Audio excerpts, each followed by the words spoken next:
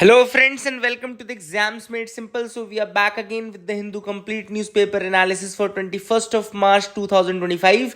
21 मार्च 2025 का the Hindu newspaper analysis देखेंगे। शुरू करेंगे सबसे पहले सवालों के साथ जिनके जवाब आपको देने हैं और आज कुछ नया सीखने को मिलेगा आपको। मैंने एक नया टॉपिक ही ज्योग्राफी का इस क्वेश्चंस के थ्रू ही आपको बता दूंगा, तो ये भी आपको मजा आएगा। आई होप आप लोगों को हमारा कंटेंट अच्छा लग रहा है। Please please please do like it, है ना। 100 से 200 250 लाइक भी अगर नहीं आ रहे तो कोई मतलब, चलो 150 लाइक का टारगेट बनाते हैं। अगर आप देख रहे हैं इस वीडियो को तो प्लीज लाइक करो ना यार, क्या दिक्कत है इसमें। स्टार्ट करेंगे सबसे पहले सवालों के साथ जिनके जवाब आपको देने हैं। पहला सवाल है, which one of the following best describes primary succession. Primary succession इनमें से कौन सा बेस्ट डिस्क्राइब करता है? Options are A, it occurs on previously vegetated land after a forest fire. B, it begins on bare surfaces such as newly formed volcanic islands. C, it happens when a species migrate to an already established ecosystem. And D, it occurs when invasive species replace native species in an ecosystem. The correct answer for this is it.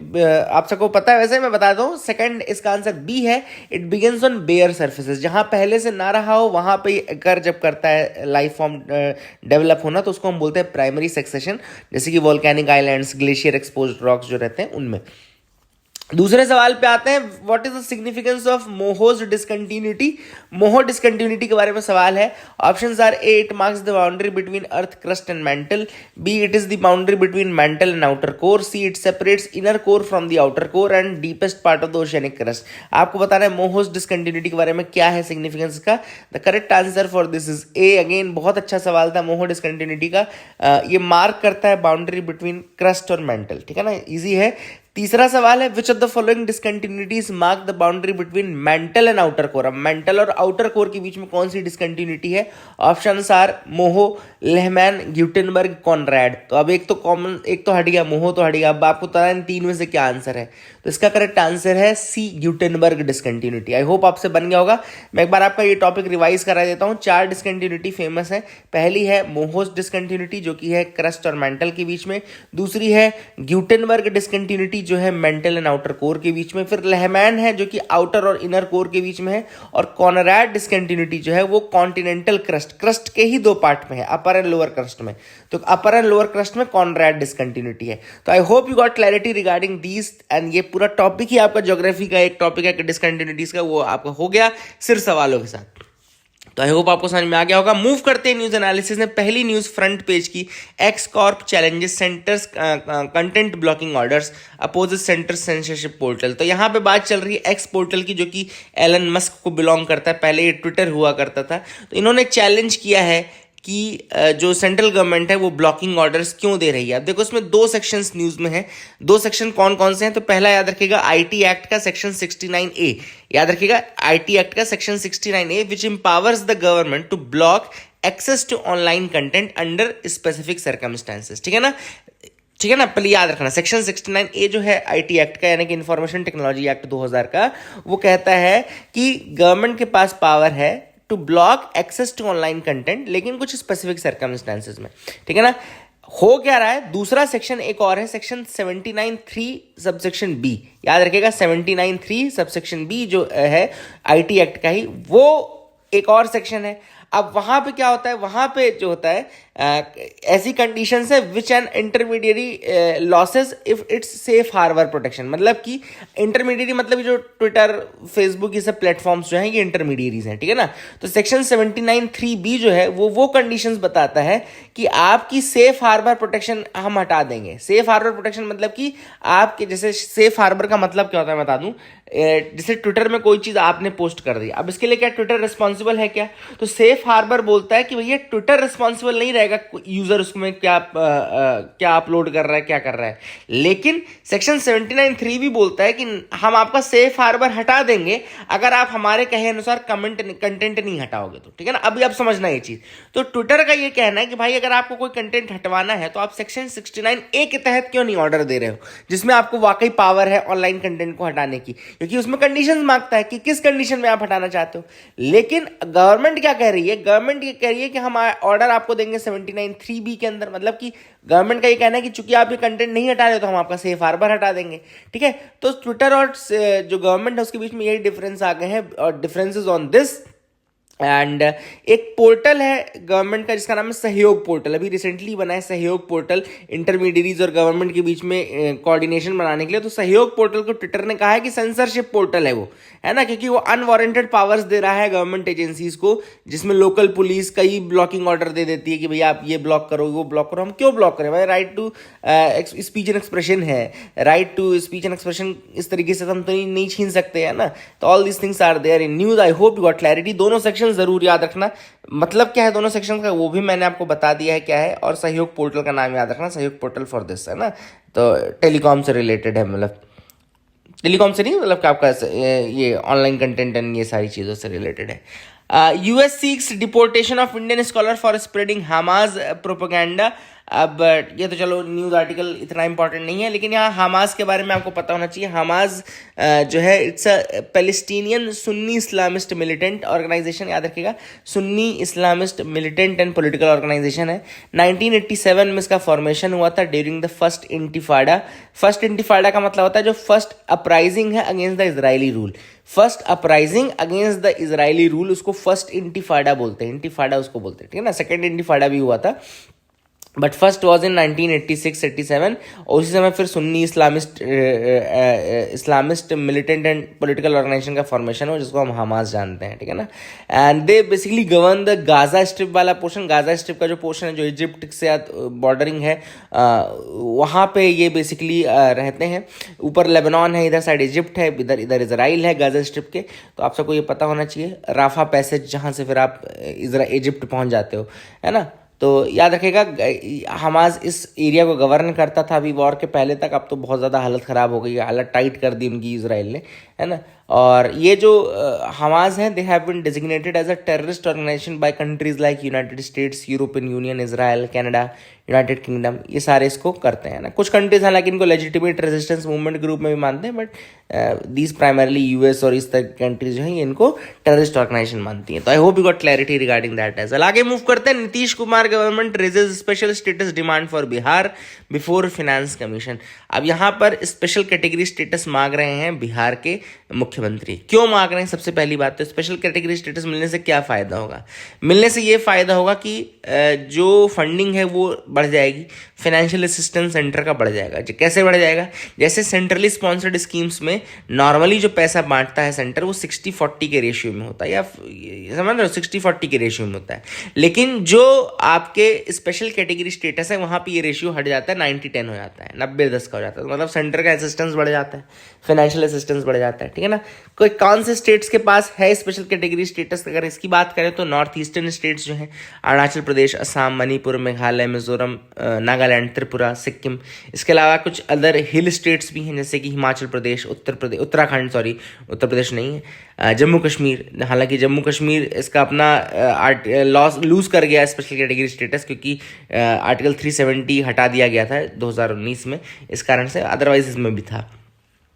इसके अलावा finance commission की अगर हम बात करें तो finance commission आप सबको पता है कॉन्स्टिट्यूशनल बॉडी है और आर्टिकल 280 आर्टिकल 280 के तहत इस्टेब्लिश की जाती है। इसमें लिखा हुआ है आर्टिकल 280 में कि president shall constitute a finance commission every 5 years to recommend how the tax revenue is distributed within centre and state. तो मतलब कि फिनेंस कमीशन हर 5 साल में प्रेसिडेंट जो है वो कॉन्स्टिट्यूट करेंगे, और हर 5 साल में जब ये कॉन्स्टिट्यूट होगी तो ये क्या बताएगी?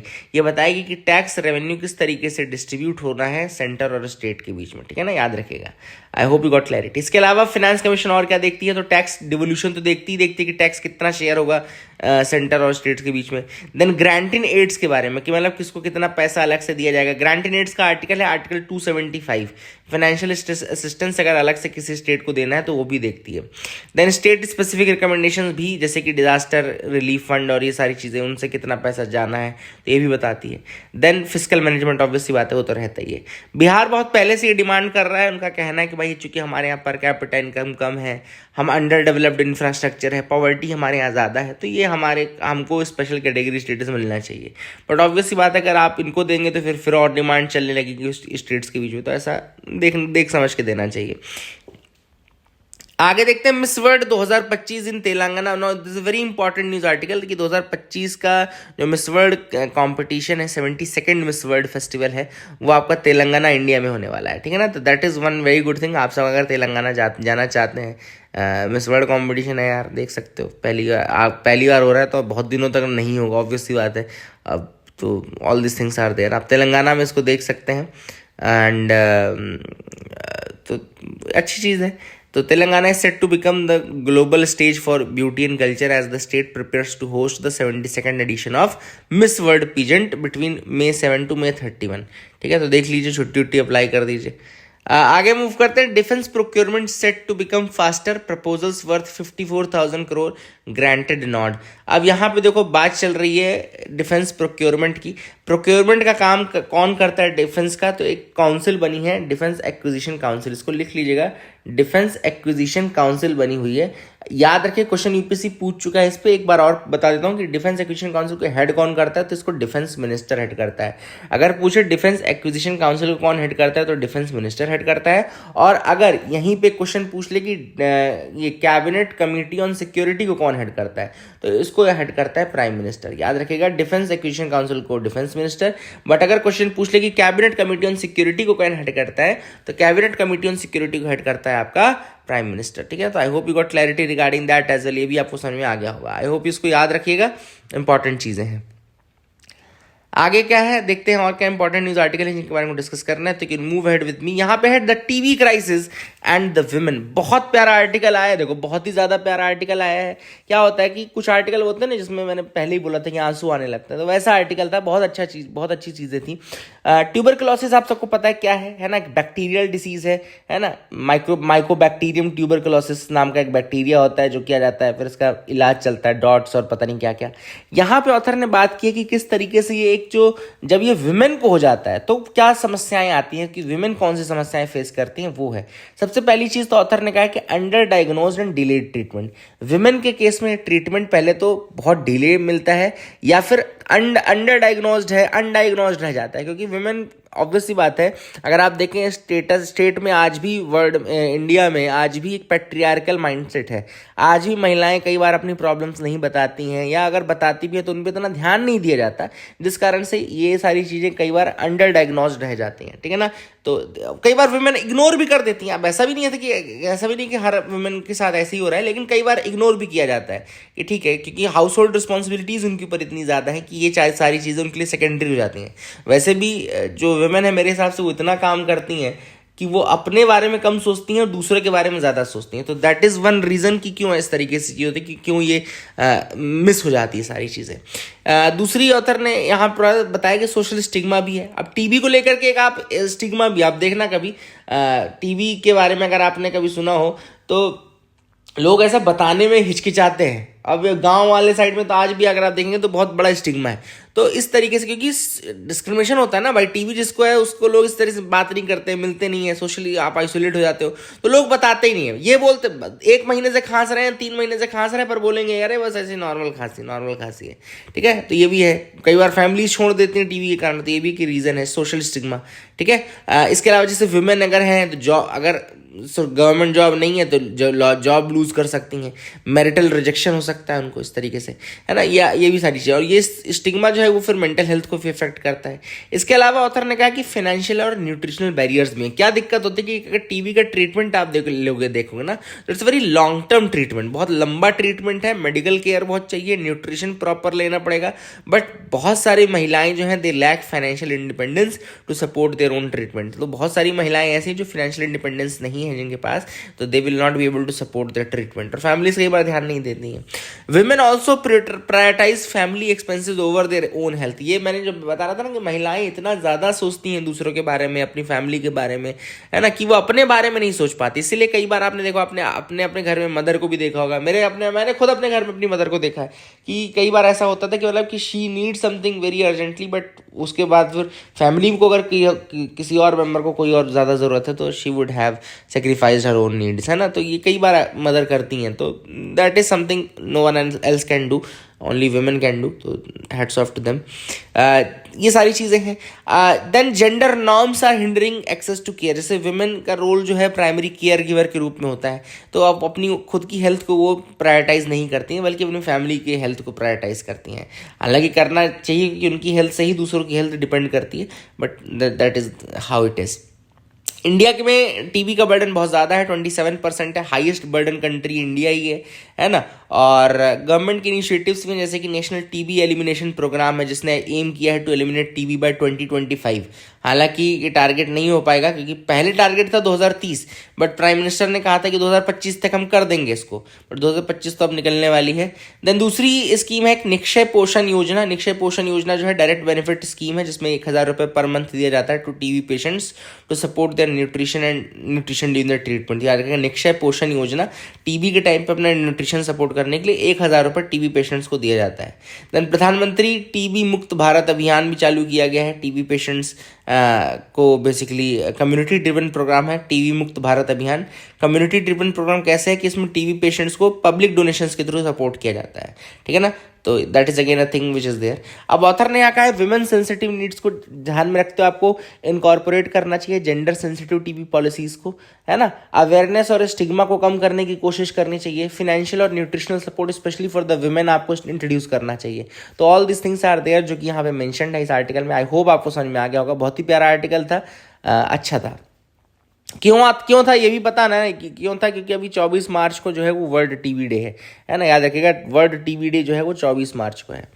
अगले आते हैं एडिटोरियल पेज पे। एडिटोरियल में पहला एडिटोरियल जो हम डिस्कस करेंगे वो है the challenge of policing digital Giants. अब यहाँ बात चल रही है डिजिटल जाइंट्स मतलब जो बड़ी बड़ी कंपनीज होती हैं जो अनफेयर तरीके से ट्रेड करती हैं। अनफेयर तरीके से मतलब कि अपने बड़े होने का फ़ायदा उठाते हैं, अपने डिजिटल जायंट होने का फ़ायदा उठाते हैं और कंपटीशन को क्रश कर देते हैं। यहाँ पे बात चल रही है कंपटीशन कमीशन ऑफ इंडिया की, जिसने अभी एक रूलिंग दी थी अगेंस्ट मेटा यानी फेसबुक।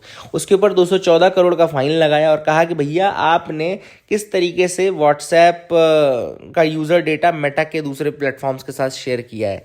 मतलब कि व्हाट्सएप से आपको यूज़र डेटा मिल रहा है, ठीक है ना, उनका फ़ोन नंबर सब कुछ मिलता जा रहा है। अब आप वो क्या कर रहे हो, वो डेटा शेयर कर रहे हो मेटा के साथ, ठीक है ना, एडवर्टाइजिंग पर्पस के लिए। तो अब ऑब्वियस सी बात है, जिसके पास डेटा है, सिंस आज के टाइम पे data is the new oil, तो जिसके पास डेटा है वही कर रहा है, मौज कर रहा है, ठीक है। तो ऑथर ने कहा कि भैया आप डेटा जब ट्रांसफर करते हो एडवर्टाइजिंग पर्पस से, तो आपके पास एक अनफेयर एडवांटेज आ जाता है, ठीक है ना। तो there is unfair advantage which is there, और एक तरीके से अनफेयर ट्रेड प्रैक्टिस में भी आएगा, क्योंकि आप एक तरीके से कंपटीशन को पूरा क्रश कर रहे हो, ठीक है ना। डोमिनेंट पोजीशन आपको मार्केट में मिल जाएगी, ऑब्वियस सी बात है। That is why they have sent कि नहीं 5 साल तक आप कोई डेटा ट्रांसफ़र नहीं कर सकते हो, ठीक है। और डेटा बहुत इंपॉर्टेंट है मार्केट डोमिनेंस के लिए। मैंने जैसे होता है कि data is the new oil for this generation, तो डेटा का ही यूज़ किया जाएगा for strengthening the competitive advantages, है ना। तो I hope you got clarity regarding that as well. ये भी समझ में आ गया होगा अभी। लेकिन केवल मेटा ही नहीं है जो है, बाकी चूंकि रूलिंग एक लैंडमार्क रूलिंग थी CCI की, इसलिए बतानी ज़रूरी थी। गूगल को भी पेनलाइज किया गया था for forcing Android manufacturers to pre install its app. तो गूगल को भी कहा गया था कि भाई आप 2022 में 1337 करोड़ का फाइन लगाया गया था कि आपने एंड्रॉयड मैन्युफैक्चरर्स को क्यों कहा कि आप प्री इंस्टॉल करके दो हमारे ऐप्स, गूगल के ऐप्स को, ठीक है ना। यूएस और EU जो है वो भी मेटा और गूगल के अगेंस्ट वहाँ पे भी केसेस चल ही रहे हैं। तो ऐसा नहीं कि सिर्फ इंडिया में चल रहे हैं, वहाँ भी चल रहा है। फेसबुक का केस जर्मनी में भी चल रहा है, ठीक है ना। एंड वहाँ पे भी ये कहा है कि मेटा ने वायलेट किया है EU कॉम्पिटिशन लॉ को, GDPR जो वहाँ पे ग्लोबल डिजिटल प्रोटेक्शन रजीम है, GDPR जो है उसको भी वो किया है। तो all this things are there. India में जो एंटी कंपटीशन लॉ है वो आया था, कंपटीशन एक्ट 2002 में आया था। इसके बेसिस पे 2009 में फिर हमारे कंपटीशन कमीशन ऑफ इंडिया बनाया गया, ठीक है। हालांकि 2003 में ही बन गया था, लेकिन काम करना 2009 से शुरू किया इसने, ठीक है। तो याद रखिएगा। रिफॉर्म्स ऑथर ने कहा कि भैया डेटा मोनोपोलाइजेशन के ऊपर आप कुछ पॉलिसीज बनाओ कि लोग डेटा मोनोपोलाइज न कर सकें। इसके अलावा डेटा शेयरिंग और इंटरऑपरेबिलिटी के मैंडेट्स को आप प्रिवेंट करो ताकि एक्सेसिव मार्केट कंट्रोल किसी एक व्यक्ति को ना मिल पाए, ठीक है। And data protection board of India जो है उसको उसकी वर्किंग के बारे में ऑथर ने सजेस्ट किया है। तो I hope you got clarity, I hope आपको समझ में आ गया होगा। आगे मूव करते हैं। बात चल रही है how do habitual offender laws discriminate. अभी ये आर्टिकल देख लेते हैं। अभी रिसेंटली सुप्रीम कोर्ट ने एक ऑर्डर दिया था जिसमें उन्होंने कहा था कि हैबिचुअल ऑफेंडर की जो लॉज हैं उनमें आप चेंजेस करो। उसमें चेंजेस ये करो कि वो किसी एक कम्युनिटी को टारगेट नहीं करने चाहिए। एक्चुअली क्या है, हैबिचुअल ऑफेंडर लॉज कुछ ही स्टेट्स में है, 14 स्टेट्स यूटीज में हैं। तो दिक्कत क्या है कि they are disproportionately affecting denotified nomadic and semi nomadic tribes. कैसे? ऑथर का ये कहना है कि जो हैबिचुअल ऑफेंडर लॉज हैं उनका बेसिस कहीं ना कहीं क्रिमिनल ट्राइब्स एक्ट से मिलता है। क्रिमिनल ट्राइब्स एक्ट 1871 का एक्ट था, लिख लीजिएगा। क्रिमिनल ट्राइब्स एक्ट 1871 का एक्ट था, जो कि ब्रिटिश एरा का एक्ट था, जिसमें क्लासिफाई किया गया था क्रिमिनल्स को by birth and it required them to be monitored, है ना। तो ऑब्वियसली बात है, बाय बर्थ उन्होंने डिस्क्राइब कर दिया कि भाई ये ट्राइब्स जो हैं ये बाय बर्थ क्रिमिनल हैं। तो अब ऑब्वियसली बात है, अब हैबिचुअल ऑफेंडर भी कई स्टेट्स में जो उनका बेस है ना वो यहीं से लिया गया है कि कुछ उसमें पर्टिकुलर ट्राइब्स, कुछ उसमें पर्टिकुलर जातियाँ, कुछ पर्टिकुलर टाइप के लोग, इनको क्लासीफाई कर दिया गया है कई स्टेट्स में। हालांकि कई स्टेट्स इसको जस्टिफाई करते हैं कि भाई ये प्रिवेंटिव है हैबिचुअल ऑफेंडर एक्ट, ताकि हम फ्यूचर के लिए तैयार रह सकें सारी चीज़ें। बट ऑब्वियसली बात है, देयर बेस इज देयर, है ना। एंड कई स्टेट्स में जो है उनके जेल मैनुअल्स जो हैं, प्रिजन मैनुअल्स जो हैं, वो भी इसी बेसिस पे बनाए गए हैं कई, मतलब। तो इसीलिए अभी रिसेंटली एक जजमेंट भी आया था सुकन्या संस्था का, आई थिंक, जिसमें उन्होंने कहा था कि कास्ट का कोई भी मेंशन नहीं होना चाहिए। सुकन्या संस्था करके एक एक्ट आया था, एक्ट में जजमेंट आया था, जिसमें उन्होंने कहा था कि कास्ट का कोई जिक्र नहीं होना चाहिए प्रिजन मैनुअल्स में। जैसे कई बार आपने सुना होगा लोहार या बढ़ई, इस तरीके के जो शब्द हैं, ये सब शब्द का प्रयोग नहीं करना है। This is what the court said. इसके अलावा जैसे आपका ऐसे किसी ट्राइब को मतलब डायरेक्टली आपको नहीं करना है, जैसे डिनोटिफाइड ट्राइब हो गई या इस तरह के, किसी को डिस्क्रिमिनेटली आपको वो नहीं करना है ना, डिस्क्रिमिनेट। तो all this things are there जो कि है। बट वही मैंने आपको बता रहा था, कई हैबिचुअल ऑफेंडर्स एक्ट जो है जिनका बेस चूंकि क्रिमिनल ट्राइब्स एक्ट से आता है, इसलिए वो डिस्क्रिमिनेट करते हैं। I hope you got clarity regarding that as well. आगे मूव करते हैं, देखते हैं और क्या इंपॉर्टेंट न्यूज़ आर्टिकल हैं जिनके बारे में डिस्कस करना है, तो कैन मूव हेड।